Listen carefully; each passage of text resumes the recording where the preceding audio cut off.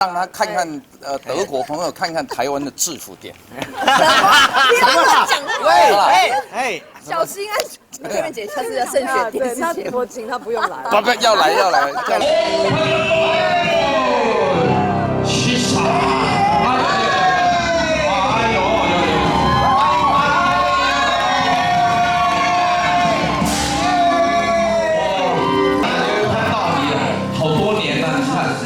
对的，25年前他出道的时候，我就说哇，这个女生不得了，她有一种很可怕的一种魅力。鼻子，哎，是爆要保礼，要爆了，哇，一个字起来，来，爆了，保礼物，还有，保礼物，哎呀，厉害了，好厉害，看一下啊，本来是要只写一个保礼物。哇，因为为什么你知道吗？说他是演唱会红，你说有火字爆，因为 Karen 在演唱会里面，他肯定都会穿上那一双爆乳装。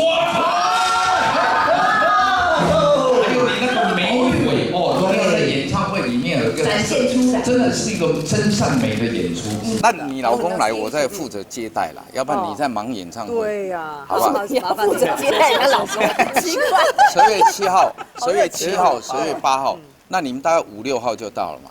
我就5、6、7、8，我带他。7号、8号，我带着他去看你的演唱会。好啊，好不好？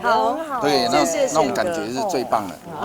所有的那个交通食宿啊，什么，包括晚上的娱乐，我都晚上的娱乐就不需要了。不要，谢谢，不用了。我要让他看看德国朋友看看台湾的制服店。喂，小心啊！这边姐下次要慎选电视节目，我请他不用来。不，要来，带他去逛 IKEA。喂，快挠！我不建议说你要离开，或者唱少或干嘛，你的声音太特别了，25年来没有人能够超越他这一种特别的声音。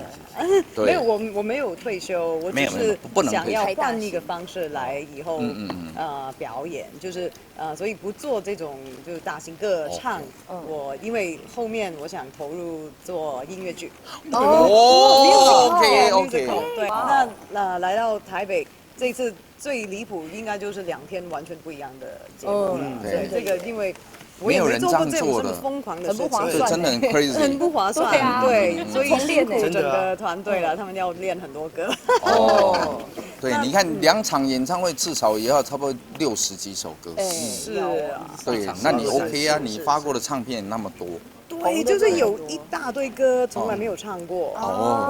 我也舍不得啊，所以就这次就来一次。很难取舍。Yeah。